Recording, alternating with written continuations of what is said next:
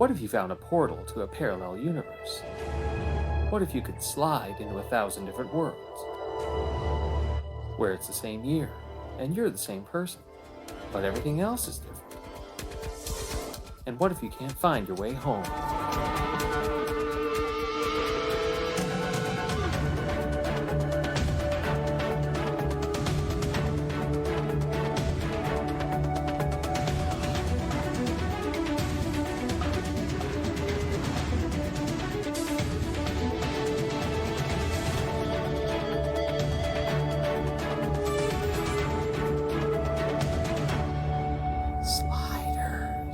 Hey everybody, welcome back to Fandom Entanglement, and we are talking about Sliders, Season 3, Episode 11, in airdate order and production order. We're kind of even now at this point. State of the Art. I am Damon Sugameli. This is my co-host, Mike Bloxam. Hello. And joining us again, we are pleased to welcome back our friend, Erik Dreiling. It's good to be back. Yeah, how you doing, Erik? Pretty good. Yeah. So what have you been up to since we last talked? Oh, well, just finishing up my Fractured Timeline trilogy with book 3. It's going to be released sometime next year, and I've already been started on my next writing project, so trying to keep busy, creatively busy. Yeah. I mean, it's just trying to do this is like, what do you have? Like just the one? How many kids you got, Erik? I have my son Eddie. He's going to be turning 13 in a couple of weeks. Okay. Oh, so we're I'm still in like the kindergarten stage, and then Mike has like 4 kids. It's like I don't know how we find time to do this. I just don't. Like I would love to be able to write something, but like that's not gonna happen anytime soon. The real skill is time management. Some say, oh, it's creating this or that. And it's like, well, yes, to an extent, but the real skill is time management. Oh yeah, definitely know about time management. I'm still learning, so a lot to learn. We're learning all the time. All right. Well, we might as well get into it. I know we kind of usually do a little bit of a longer intro, but I don't know. Let's just get into it because we're getting late already. So, all right. So this originally aired December 6th, 1996, and the official synopsis from the DVDs. The Sliders land on a world where the human race was wiped out by robots. Quinn and Rembrandt are captured by the robots' demented creator who has plans to use them in a mind transfer experiment. We have our usual cast, Jerry O'Connell as Quinn, Sabrina Lloyd as Wade, Clevon Derricks as Rembrandt, and John Rhys Davies as Arturo. And you might as well give us our guest stars, Mike. Yeah, there wasn't a ton of notes this time around. We have Eddie Mills as Derek, Kathleen McClellan as Erica and Shauna. And then we have some twins. Jerry Rector as Paul, along with his twin brother, appeared in Star Trek The Next Generation Season 3 episode Allegiance, and he was alien number 1. And Jeff Rector as Scarface Paul was in the same episode as alien number 2. So, okay. I don't know. I think they were that's the episode where Picard gets abducted and a fake Picard is put on the ship, and he's with all these all these other aliens in a weird place. So I think they're the aliens who kind of did the abductions, but I have to go back and watch it. I think they're under a lot of makeup, so you would never know they were twins. Yeah, probably. But the real guest star here is Robert Englund, who most people will know him as Freddy Krueger from A Nightmare on Elm Street movie franchise. Yeah. That's what he is certainly most famous for. But Sci-Fi Connection, he was also in a Babylon 5 episode, Season 3. Gray 17 is missing. He was a character called Jeremiah. So whenever we do the Babylon 5 rewatch, we'll have to watch out for him there. And finally, we have co-starring Ted Detweiler as Ted. It's Ted. I don't know Should if be he ever noted had a these are speaking role. yeah. It should be noted these are all acronyms too. Derek, Erica, like they all mean something. So. Yeah. Mhm. Yeah, that's it for the guest Yep. stars. Yep. And then we have our teleplay is by Nan Hagan, who actually did write post-traumatic slide syndrome, which Erik joined us on. So, Yes. yep, yeah, All right. yep, One of the best Sliders episodes of the entire Absolutely. series. yeah, definitely. Yeah, so she did the teleplay from a story by Schuyler Kent. I'm assuming that's how you say the name, Schuyler, and directed by John Kretchmer. And we just have one world that we are visiting, which is Android World. All right, so we might as well get into your first impressions, Erik, and then we'll get into Well, ours. I thought the whole violet colored sky was a nice touch. It was Mhm. a definite like minor departure from the typical episodes where it's always like a blue sky or typical nighttime sky. So seeing that was kind of like, hey, tension grabbing. Mhm. And if by this point in the series, if a slider wasn't in danger in the first 10 seconds, then I would be confused. And it's like, oh, wait, what's going on? Yeah.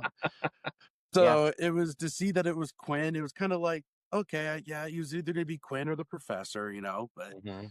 um, overall, like, I thought it was like story wise, it was average, but there was a lot of like little moments of character development. So I know we'll get into that later in the show, but Mhm. I thought that it served a good stage for that kind of storytelling. So Mhm.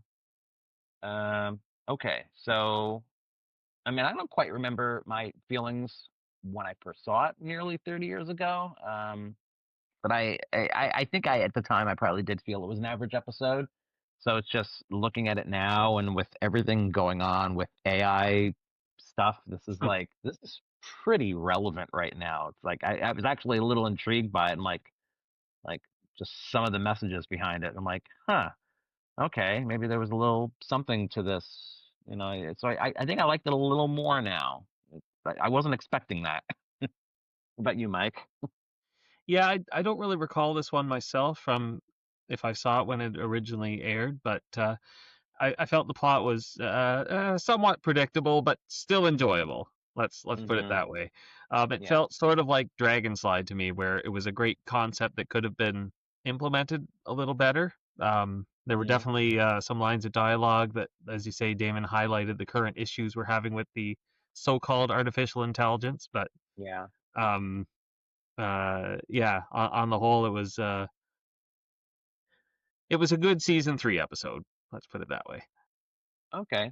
And that's saying something. That's saying something for season That is 3. well, saying season 3, as we already know, it was more action oriented, and the narrative elements that were known in seasons 1 and 2 kind of went to the side. Mm-hmm. So it was right. it became more of what can we blow up this week, Yeah. or what can we have the Right. sliders running away from. So Yeah. while we did definitely have those elements in this episode, it did try to kind of explore like where the main characters were at this point in their journey. So Mm-hmm. Yeah. it was kind of like a little bit of back and forth, but definitely like the action vibe was there. And that's not always a good thing, really. Because Yeah. sometimes if you have too much action with little to no context, then it just becomes like escape from one scene to the next. And it gets old fast. Yeah. Yeah. Yeah, definitely. All right. None of us wrote in a like the alternate history here. I could try to I guess I could do it now because I did pull it up right now on earthprime.com what they say their history lesson is. So James Aldohn, is it what was it, Aldohn? Is Alden. that Alden? Alden. Yeah. Alden, James Aldohn created Alden Robotic Technologies, which is ART. That's ART, a company that would build and sell robust humans so they wouldn't have to work anymore, giving them more free time to enjoy the pleasures of everyday living. And this is like the Terminator type story where something goes wrong and the robots took over. And the humans outlived their usefulness, so this is kind of what happened. I'm not going to go through the whole thing, but basically there are no humans left on this planet at all, and it's just all robots. And it says he was unable to perfect his A and B model of the ERI, which is the Emotional Response Intelligence series, because the emotions chip conflicted with the unit's logic chip. All right, so that's what the Derek and the Erica ERI. That's what that is. Yeah. So, and they all call Aldohn father because he's supposed to be the last remaining human. So when did this happen? Oh, it says in 1989, an industrial accident. Spoiler alert: killed Aldohn, and his creation downloaded his brain into a robot. He never knew he was what he created until his robotic death in 1996. Okay, so he recently died.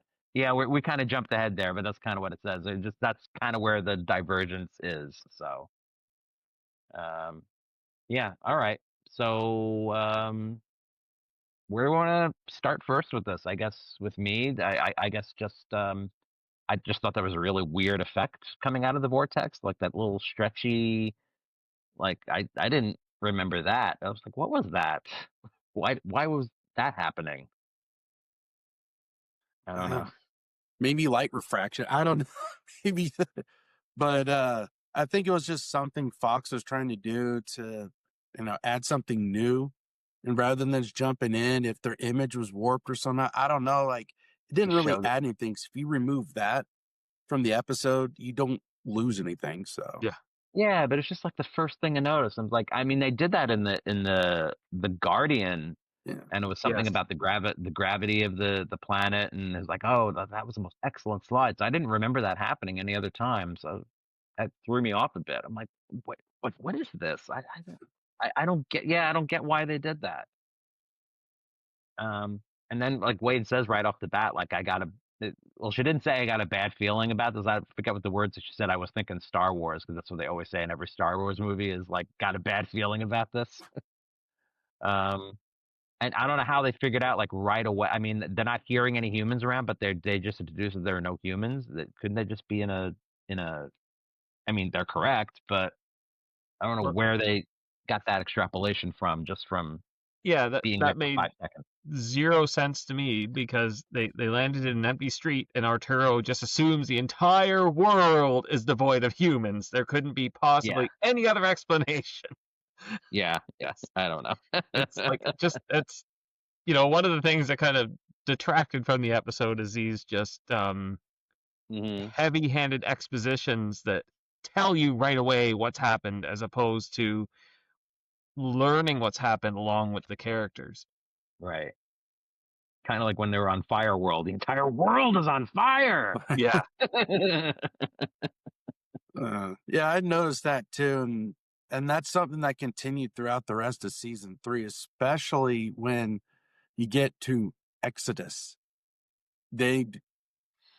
Yeah, a whole other episode, I know, but it was just something I too noticed with season 3, not just with this episode. It was one look around and the professor had it all figured out. Oh, this has Yeah. happened, or population's Mhm. wiped out, or there's only 5 people left on Earth because there's like 5 people walking down the street. So it's Right. like, oh, Mhm. Yeah, I know. Yeah, I'll need your help. I'll need both your help trying to get through the plot here because I watched it once and then I was trying to watch it again and it's been a week. I that it has. barely could get any notes in. So, okay, Quinn is running. Yeah, they He made gets heavy hit by use the of lasers.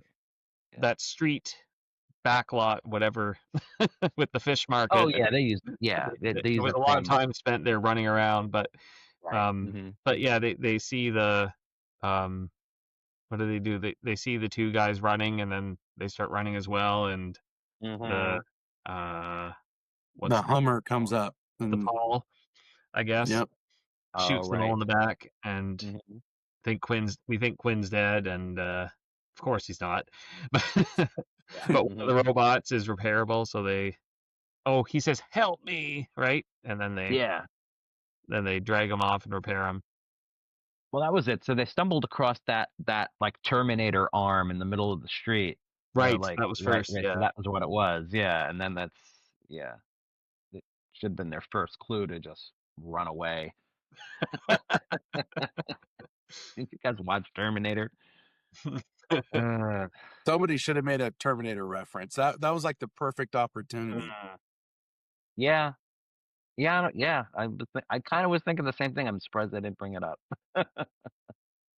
Maybe they're just trying to get away from Terminator. Like they didn't want you to think about that one too much because I don't know. But they used a Anyway, lot of elements from them, so it's yeah, like, yeah, sentient AI, and it's like, okay, we all know. yeah.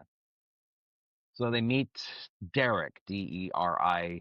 Can't remember offhand what the D means either. I don't know. Delta? I think it was the I think that's Delta what it was. It was a Delta designation emotional of it. Yeah, response something like that. Yeah. intelligence.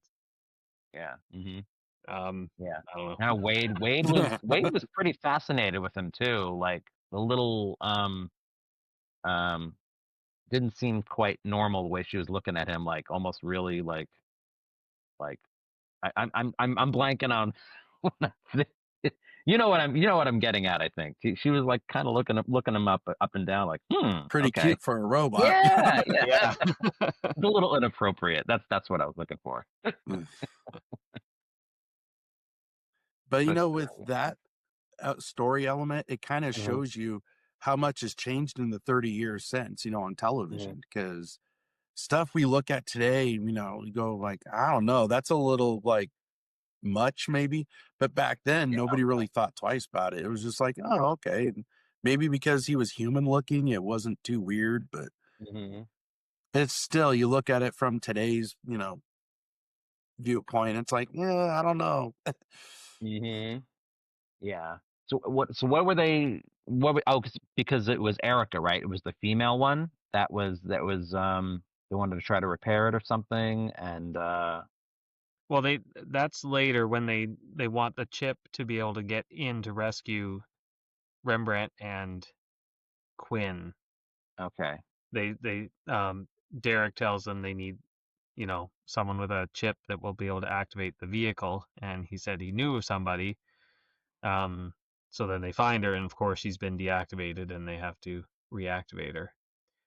okay. So now, how So, did we get to that where they were captured? See, I don't remember.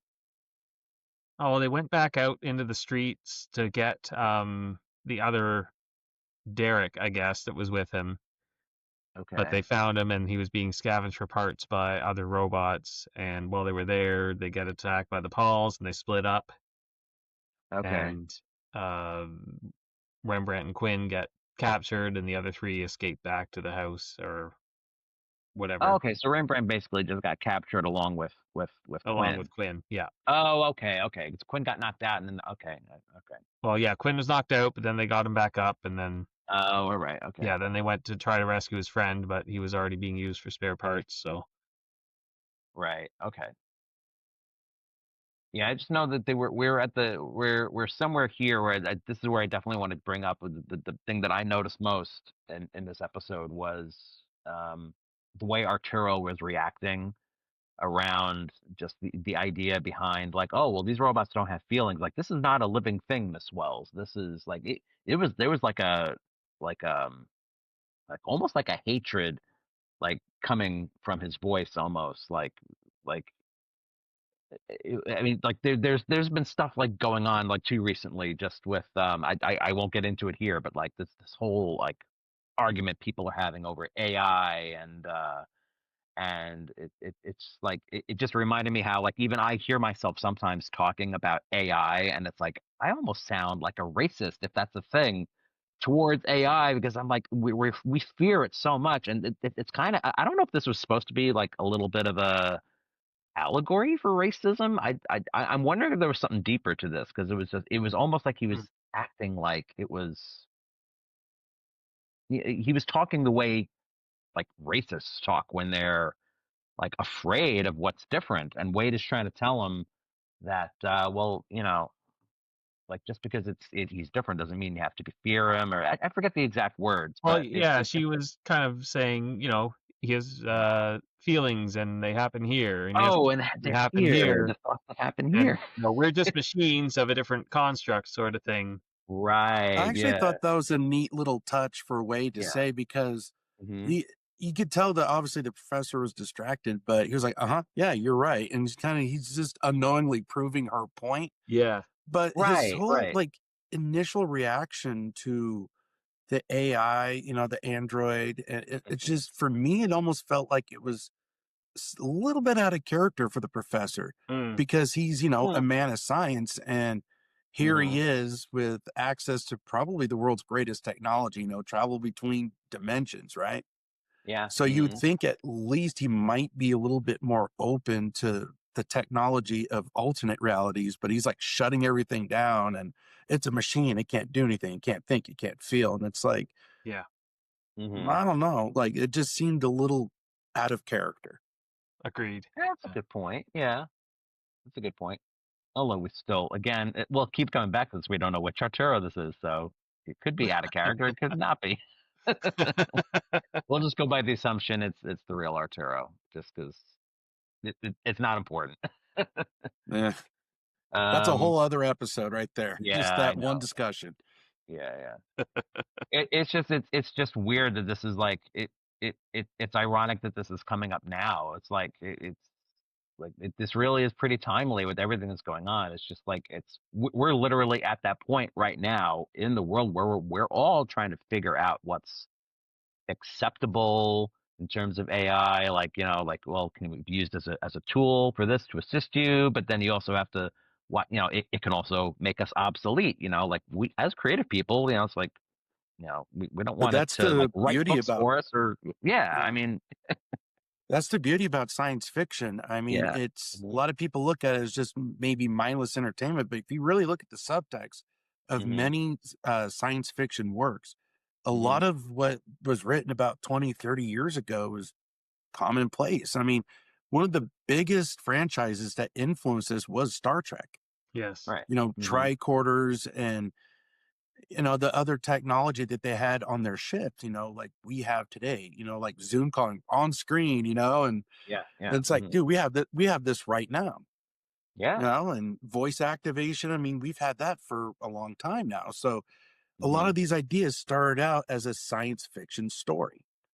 Yeah. And in regards to the state of the art episode, the AI not knowing it's AI, that is kind of where we're going if these trends continue, into tomorrow and beyond. It's, when does the machine stop realizing it's a machine, or will Yeah. humanity lose its identity to AI when we are in Right. fact its creator? So it sparks all these different conversations.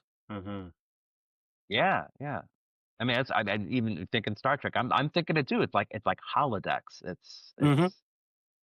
Yeah. This is another conversation I had too. It's like my dad, like he'll take like pictures of us and he'll like animate them, which is something I'm like okay. I mean it's what he does, but it's like it's a little like it's getting hard to tell what's real and what's not. So it's like this is kind of what holodecks are though in the future in Star Trek. So Mm.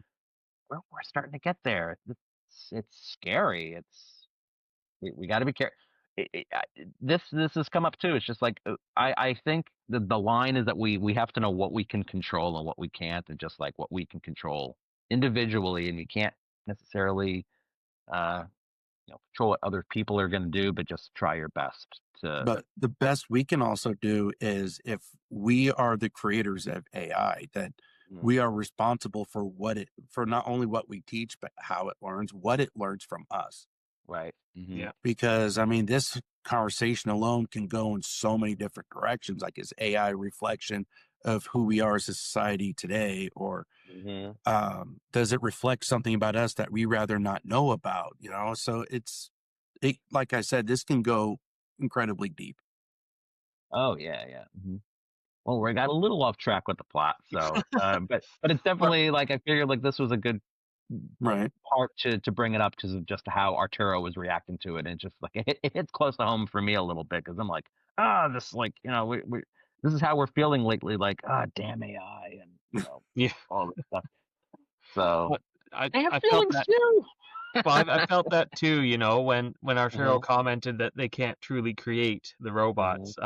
mhm, Like currently we have this generative AI, but it only makes things based on the works of real human creators.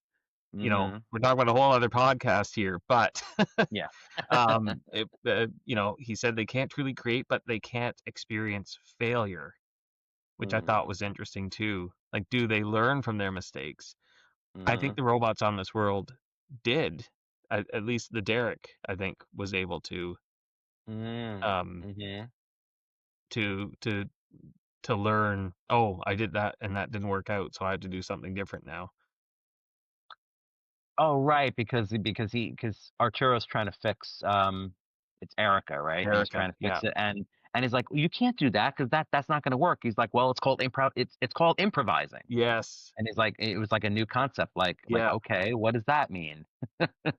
You try something different until you figure out what works, and yeah, that he was Well, yeah. the Erica model experiencing emotion, Mhm. those made for some good, especially like the jealousy whenever she looked Oh that way. man.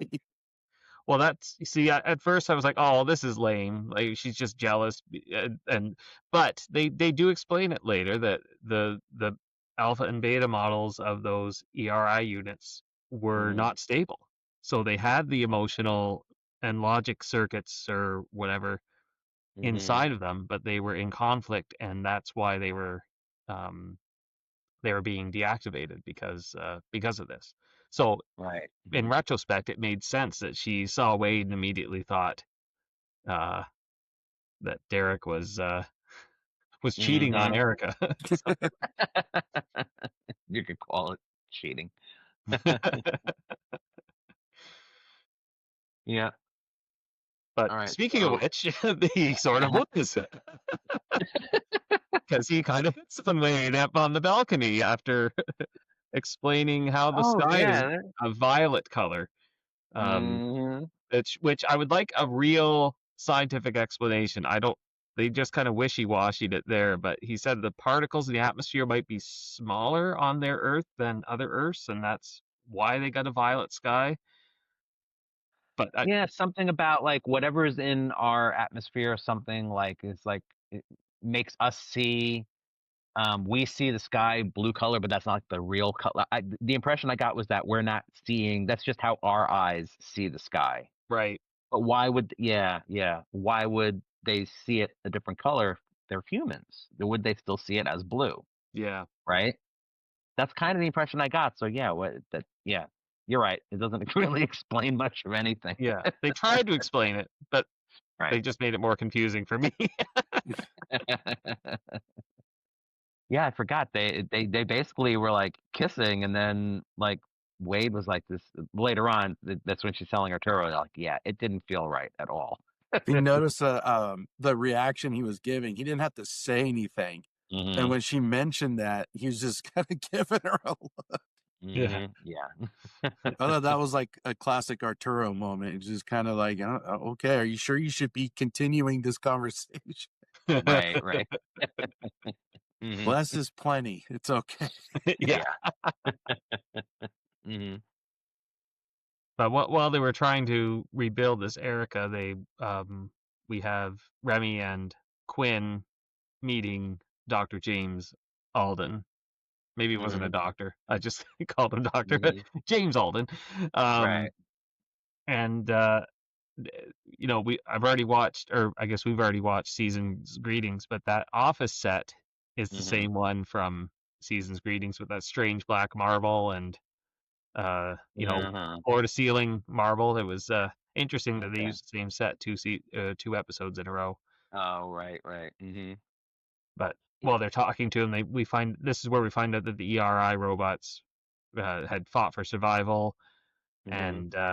and Alden thinks he's the only human survivor until he meets Hmm. Quinn and Rembrandt, and he's all excited to meet all these Oh, actual yeah. real live humans, Yeah. Yeah. Yeah. and says you must stay for dinner, and Hmm. come. Yeah. It becomes less of an invitation and more of a obligation. Yeah. Well, let's talk about that for a minute. It's the one and only Robert Englund. Yeah. So Yes. This No, is every why you wanted to time. talk about it, Eric. So Yes, I do. That's kind of why I wanted to be on this show, because I love talking about this guy. I mean, I've obviously like Mike said, we all know him as Freddy Krueger, but he's actually done a lot of other movies. He did one.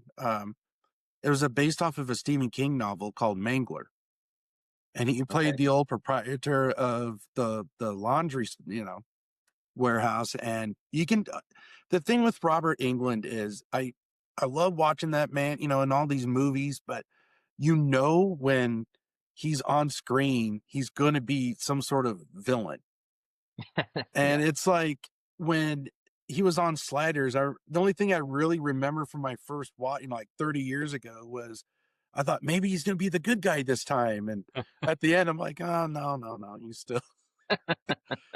But I think they missed a great opportunity to actually take someone who's known to be, a Hollywood villain and turn it on its head and make him a good guy. I think they missed a great opportunity with that. And it just kind of lost a little bit of the surprise, I guess. When he's on screen, it's like, oh, okay. Where is this going to go? And you already start trying to think ahead of where the story's going to take you. And I mean, he's great in what he does, though. I mean, he wasn't a cartoonish person. He really did put in a good performance in this episode. Oh yeah, definitely. But he was still the villain, but he was a different type of villain. He wasn't like the Freddy Krueger slasher type or the creepy type. He was average looking. They even put him in a wheelchair and had him moving around. And then when you find out that he could have walked the whole time, because you already said that, he's android himself, but because his mind transfer was different. Not everything carried over. So it's interesting that the body was capable, but the mind wasn't. But it's the way he portrayed it. It's like he did a good job, in my opinion. And looking back on it today, it's like, well, yeah, you remember how it goes, but seeing him in that episode, he did a great job. Yeah, I agree. It was, it was definitely you just felt it. Even when he talked, it was just there's this air of kind of a creepiness from his voice. It was like, I don't know not creepiness. I don't know how to describe it. It's just like this, Unsettled. Yeah. Yeah. It's even in his look too. He doesn't even have to say anything. He can just look at somebody, and then you get that vibe, like, okay, what's off? Yeah. He doesn't have to say anything. No exaggerated movements. He just turns and looks at someone, and it's like, he's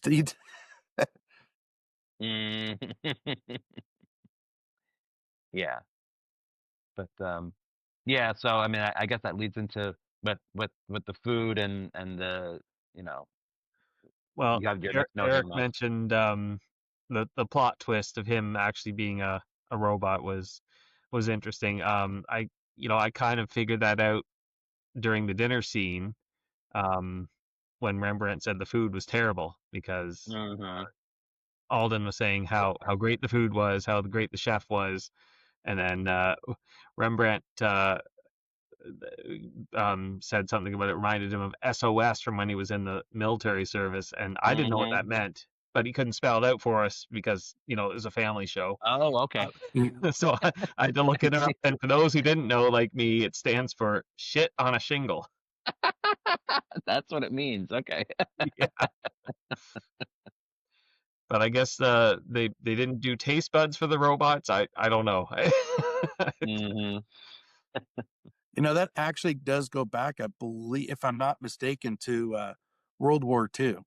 I think it was like corn, it was something like cream corn, like beef or something like that on with a dry cream bread sauce or something to that effect. Okay. Right. And the soldiers called it SOS. Yeah. So when I went back, and having served in the military and then learned a lot about through that, I went back and I saw that episode. I went, okay, that's something that went over my head when I was a teenager. Now looking back on it, it's like, as soon as he said it and Quinn had that look, it's like, yep, I get it too. And yet another Navy reference for Rembrandt. I Yeah. lost track now. Is it the third or fourth time he's mentioned it this season so far? So Yep. when it really never came up in the past. Did So. they mention that in the first 2 seasons that Rembrandt was in, or did they introduce that in the third? Not Third really. season with him The being in the third service. season, we had gotten like it was the second episode of Production Order, Summer of Love, where his double was supposedly like killed in action. It was like MIA. Really, he was like in the service or something. I think Yeah, that he was was like in the really army. I remember. Yeah. something like that. That was the only real reference we had, but we had no indication that our Rembrandt actually was like he never said he actually was there. It was just Oh, that the double was. So, but yeah, I think the confirmation really came in season 3. So, Yeah, I think Rules of the Game is when we first heard about yeah. it. Yeah. Mm-hmm. Right. But yeah, speaking of Rembrandt, we're getting nice. For a change, we're getting bonding moments between Quinn and Rembrandt Yes. too. Yeah. So I don't remember having anything like this before. It was yeah. they Mm-hmm. get after the dinner, they get put back at the quarters and they turn off the the door access. So Oh yeah. they can't Right. press the door to get back out. So Right. Quinn Mm-hmm. starts taking down one of the light fixtures and taking the wiring out and hooking up paper clips Mm-hmm. and trying I to thought it start. was a neat pairing because it's Yeah. usually Quinn and the professor, Rembrandt and Wade. So them mixing it up, and Mm-hmm.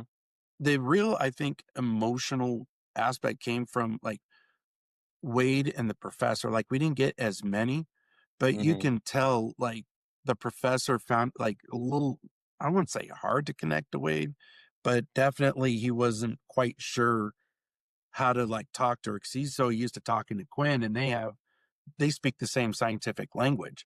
So Mm-hmm. it's easy. So when you pair the professor with Wade, who doesn't have that background, then it makes for more explorative like dialogue. And so I like the fact that they started doing that with the pairings. Yeah. Yeah. Well, because this was a really nice scene between Quinn and Rembrandt when Quinn takes down the light fixture and Remy starts saying he feels like he's not pulling his weight. He says Mm-hmm. something like, "I look up and I just see a light fixture, and you see wires and circuits." And then Quinn assures him there were times when they wouldn't have survived without Rembrandt. So, Right. Mm-hmm. um, yeah, that was nice. It was like a good, hey, they're bonding. Yeah. Yeah. Mm-hmm. And Yeah. expressing their Definitely. feelings. Mm-hmm. But then they cut to the next scene with, as you just mentioned, Wade and Arturo talking. Mm-hmm. Had similar vibes, but to me it just didn't feel as impactful. Mm-hmm. Like they were just kind of talking about what had just happened. It was less about each other, in a way.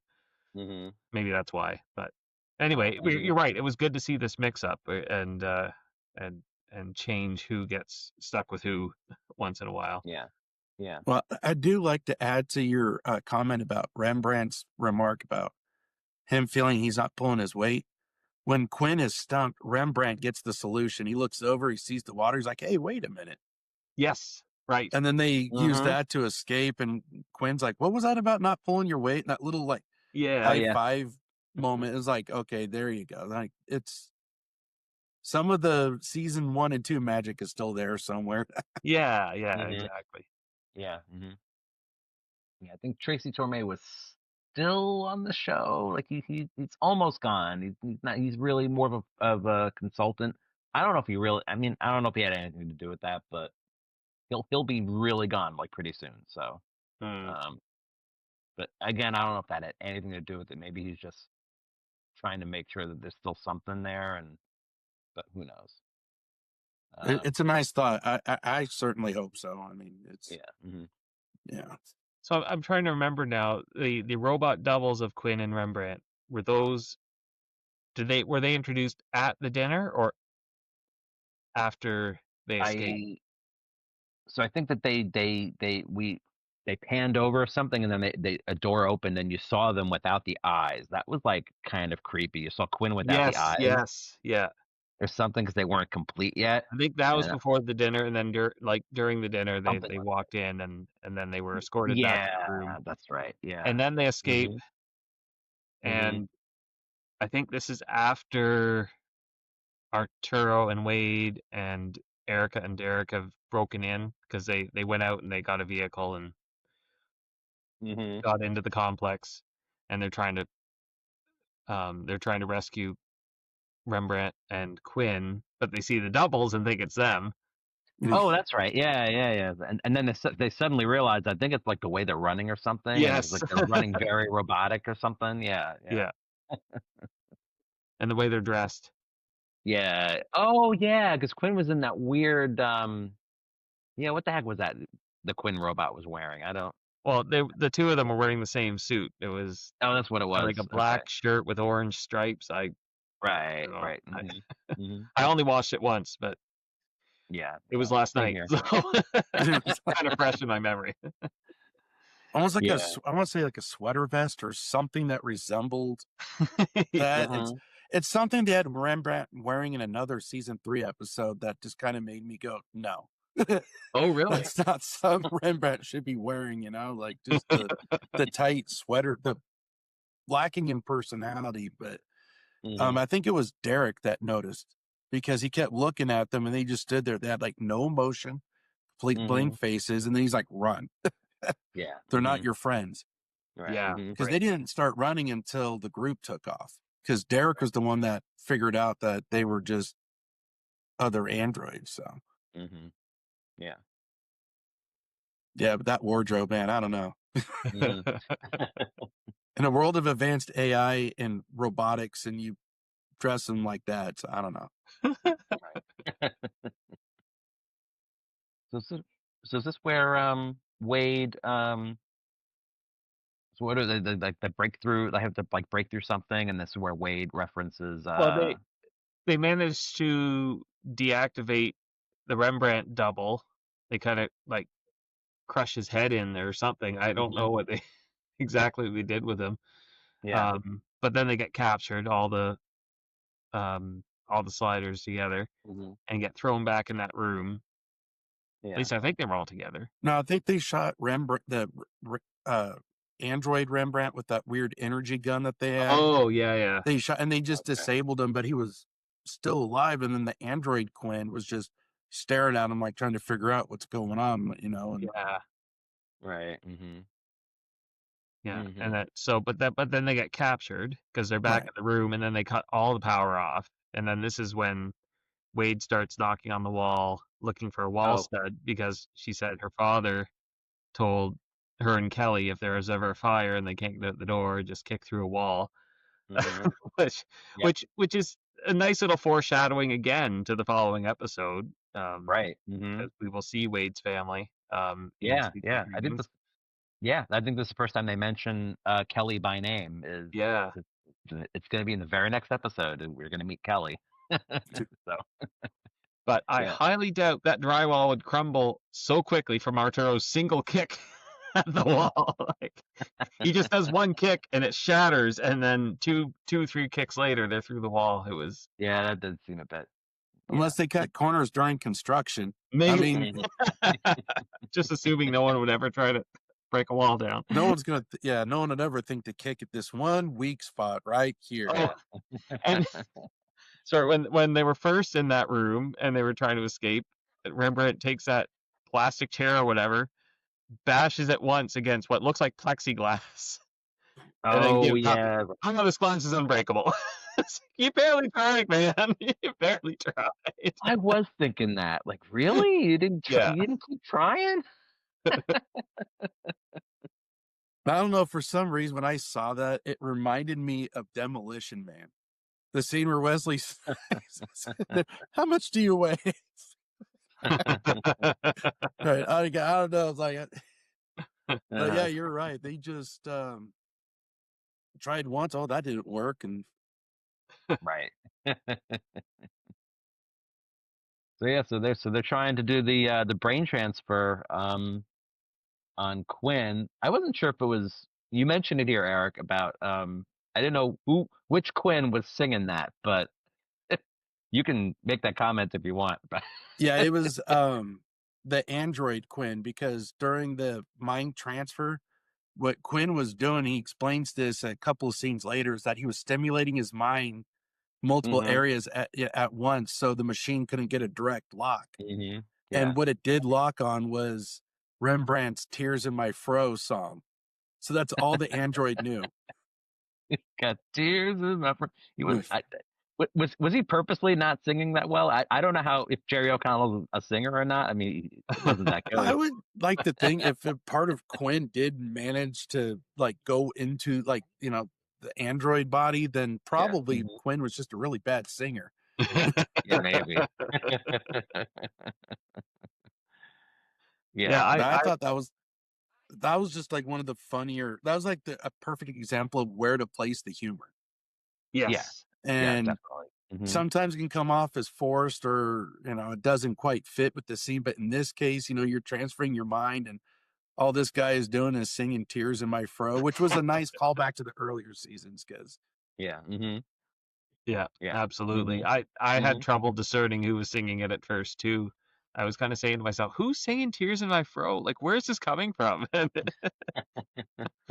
because Rembrandt looked at him, he's like looking, and he's trying not to laugh. He's like, "Sorry, it's the only song I could think of." Yeah. But one of the little attention to detail for the mind transfer scene was Quinn didn't just spring up and ready to go for action, you know, after it. He was like wiped out, like he was mentally drained. So it was a nice little touch to having gone through something like that. And just like, you know, with the humor and him being weak, like momentarily weakened, it was a nice little touch to the scene. And the whole like AI, you know, the robots and them learning, and I think Derek had the best like character development for a guest spot, you know, because he, like Mike was saying earlier, he was really watching, you know, especially how Wade talked to him, and like emotional reactions, like body movement, stuff like that. And it really helped sell the story in terms of, okay, well, we know he's not real, but he's not acting like the typical robot. Yeah. So then this thing could have gone completely the opposite direction, and you could have just been like rolling your eyes, going, "Oh my God, you know, I got to sit through 45 minutes of this." But I think State of the Art had its moments where, you know, it sold the story. So Yeah. We might as well bring it up here. You said Alden revealed that Erica was created in part to be a pleasure bot at some point. yeah, it's because that seems to be like a common thing with all types of AI. Like if there's like a female like robot or some sort of like female based program, and he's like, yeah, and she also is the perfect lover. And you notice how like Quinn has this shocked look, almost borderline disgusted. Yeah. But it's like people are so worried that we're going to take AI and we're going to create Skynet for ourselves. No, we're making pleasure bots. You have nothing to worry about, folks. Skynet is not on our bingo card, and it's just like that's the kind of the part of the episode. I'm just like, you know, okay, they mentioned it. At least they didn't show it. You know, like they didn't like make more of a point to say, "Hey, look what I'm doing with this android over here." No, it's just it was a comment and he moved on. But still, it's like that's another thing. Like, not to get too risque or anything, but that's another thing where, you know, AI is going, and it's just like at that point when I was watching the episode, I was just like, okay, like how many times have we seen this, you know, in other movies and TV shows, and that's part of it that just kind of like faded into the background almost, you know, kind of like,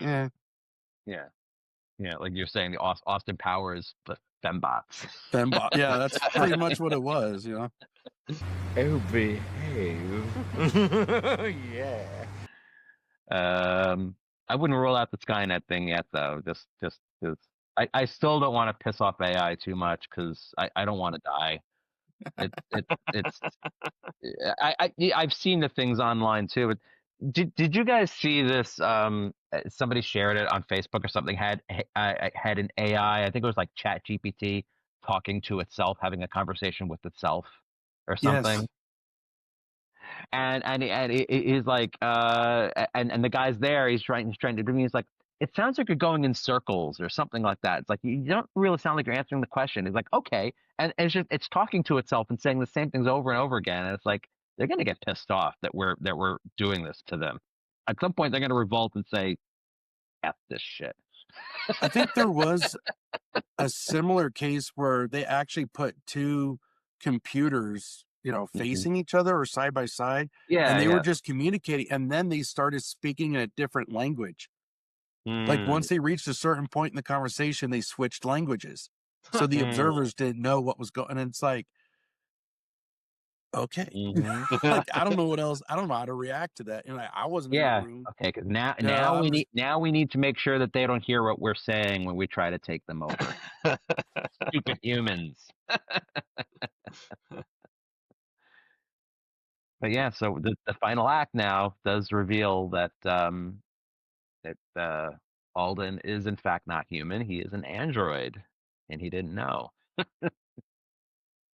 So yeah, I did feel that this I could swear that I had seen this somewhere else. For the life of me, I can't recall what it was. But I'm watching this and I'm like, oh, it was this episode.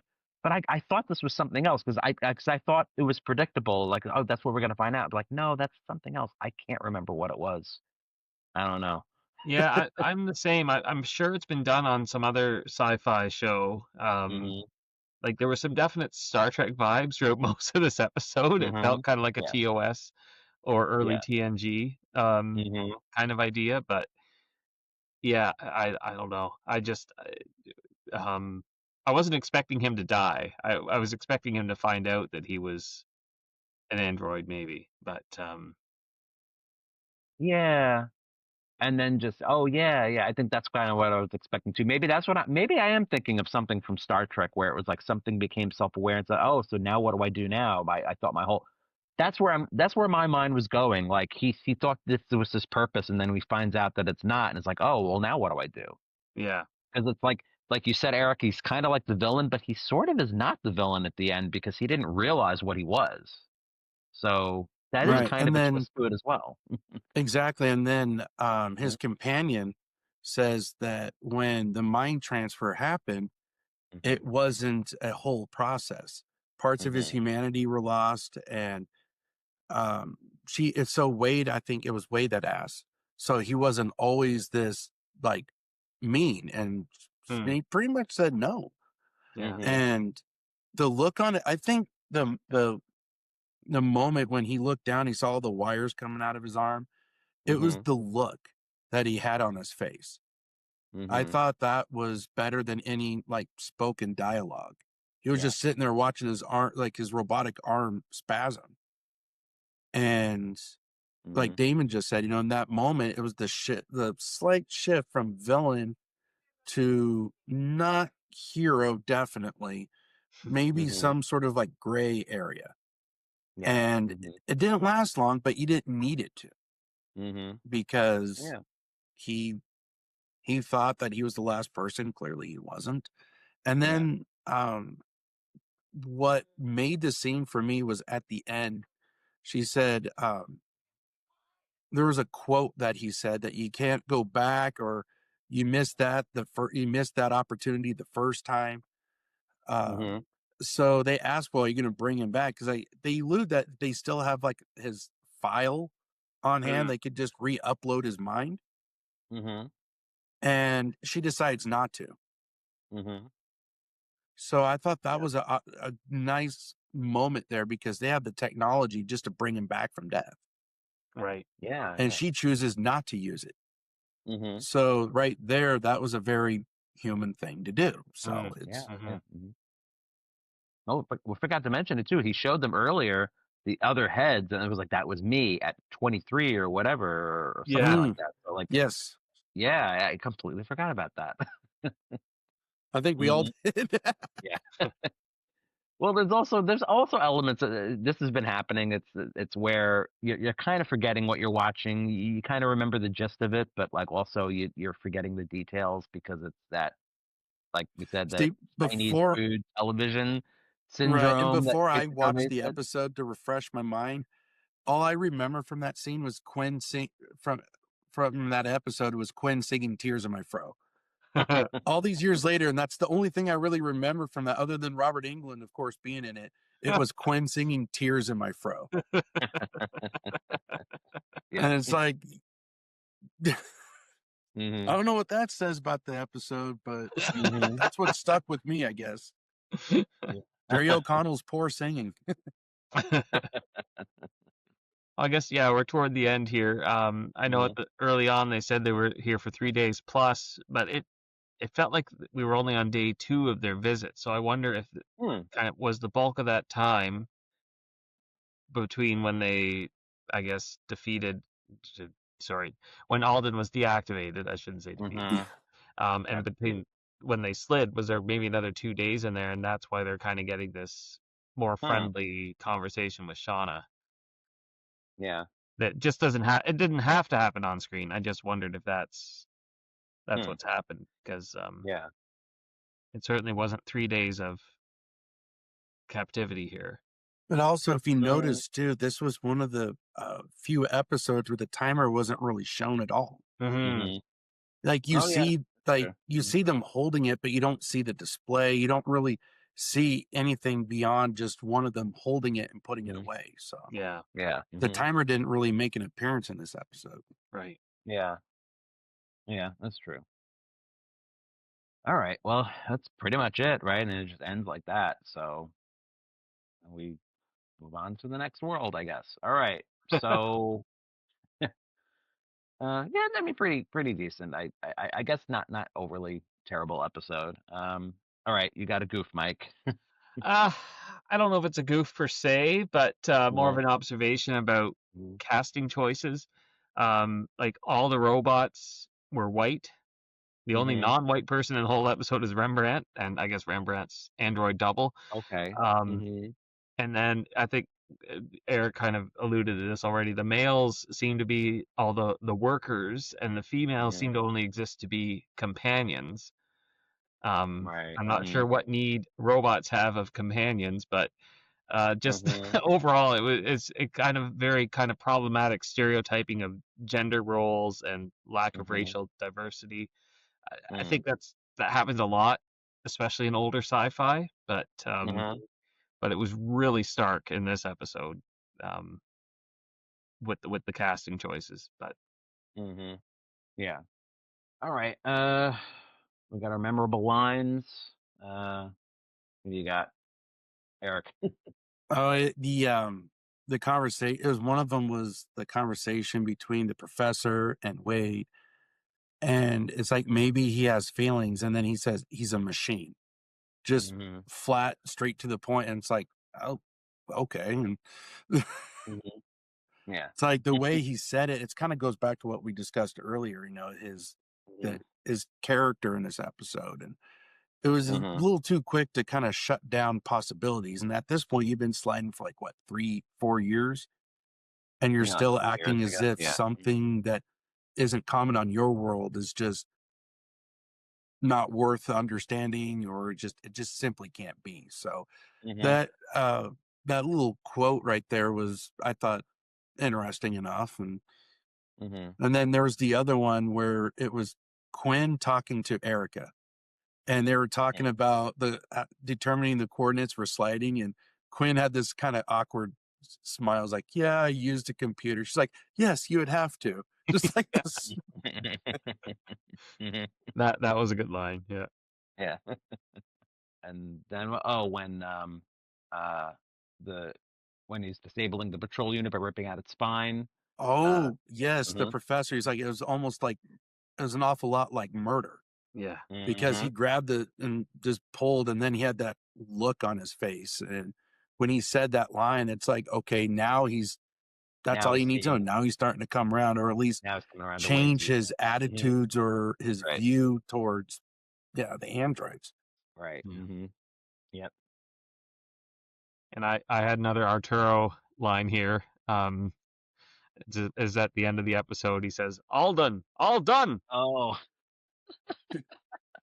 I forgot about that. Did they name him that? Did they name him Alden just to include this joke in the episode and have it for art? Or maybe they thought Mhm. that it was a little foreshadowing. Alden, he's already all done. You know. Yeah. Mhm. I like your explanation better though. Yeah. They're just setting it up for a joke. All right. Let's see. We really just had one comment that was made. In from Dragonflight. I'll up from Chris Digital Artist again. So I'll read that. He says, "Hi, Sliders fans. I mostly agree with you, Damon, on this one. It's not that I dislike fantasy. It just isn't what Sliders was about. I also really enjoyed that Arturo line you shared. Nothing more to add. So 4 out of 10 Falcons." And then someone else on Reddit, Candy Kaboom. I don't know. She's like, did they really have to kill the cockroach? Yeah. All right, so I guess our final thoughts and ratings. I still don't have a silly object, but I'll let you go first, Eric, and then I think you and me, Mike, were probably about the same. So Okay. yeah. Mhm. Well, Mhm. for me, I thought it was just a notch above an average episode only because of the inclusion of the androids and AI. Mhm. In other ways, though, it was standard third season action fare. Mhm. This blows up, they run here, they escape over there. So there was a lot of like average TV, like Mhm. storytelling, but I think they were trying to do something different with this one. And Mhm. in a way, having Robert Englund, as much as I said, I like, watching this guy in all his, movies, it was kind of telegraphing who the villain was Mhm. when he made his introduction. And it's like, okay, usually you got to do a little Mhm. detective work, but in this case, it was pretty much like spelling it out for the audience. And Mhm. it's just a Yeah. lot of it kind of, I do agree with, you guys in the sense that with this episode, a lot of it was just there. Mhm. And they had a lot of missed opportunities. And I just think at this point, the writers kind of started phoning it in and looking to see what the cool thing was on TV for that time. So it's a shame, but I kind of see where you guys are coming from too on this. Like looking back on it 30 years later and saying, they really didn't take full advantage of what they had. Yeah. All right. So what was your rating? My rating was, I believe, 7 emotionally confused androids out of 10. And I gave it a 7 only because, well, one, Robert Englund again. Robert Englund. Two, they tried something. They tried going in a different direction. They tried telling something new. So I gave them credit for that. But everything else was just there. Mhm. Mhm. Yeah. All right, Mike, your rating and Yeah, I don't have much more insight. Mhm. Again, I felt it was fairly good for season 3. It had a few of those nice elements that we saw in seasons 1 and 2, but really could have gone farther. Could have been a bit deeper. So I'm giving it 6.5 red leather suits out of 10. I now I think I know what I want to say. I'm not sure how to word it. Yeah, it was. I guess I'll go 6.52 because it's not like it's better than I thought it was. So I guess 6.5 really bad tears in my fro covers out of 10. I can't think of anything else other than that. All right. Well, it was a great conversation, guys. So thank you, Eric, for joining us again. This was a lot of fun. Always happy to be here. I love Yeah. talking about this Mhm. show and hanging out with you guys. So, Yeah. Yeah. Just remind everybody again where they can find you and and your books and all that Yes. stuff. Yeah. So I am an author with Jumpmaster Press, and recently I just completed my Fractured Timeline trilogy, book 3, Operation Viper's Den. It's expected to release sometime next year. And with the release of book 3, we are doing a complete redesign of the cover art for the first 2 books. So it's Nice. going to be more vibrant. You're going to have the characters on the cover. I wish I could show it here, but I've seen it, and Jumpmaster Press did an amazing job bringing these characters to life. So um, just keep an eye out for it. Go to jumpmasterpress.com, or you can follow me on Facebook, Erik Dreiling, author. All right, that sounds good. All right, take us out, Mike. All right. Well, our next episode is Season's Greetings. And to celebrate the holiday season, we will have a number of surprises in store for Sliders fans. So be sure to stay tuned. And in the meantime, be sure to like this video and subscribe to our channel. And be sure to share our videos with your fellow Sliders fans. We'd love to get opinions from you and everyone else in the Sliders verse. Leave them comments below in the episode that you're watching, or all the previous ones. We will do roundups in future videos.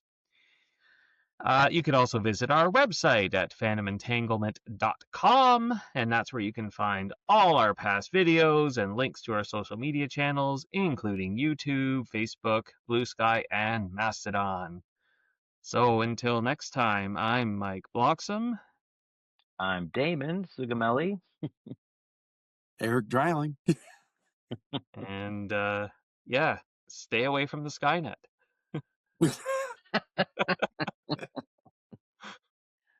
Bye, guys.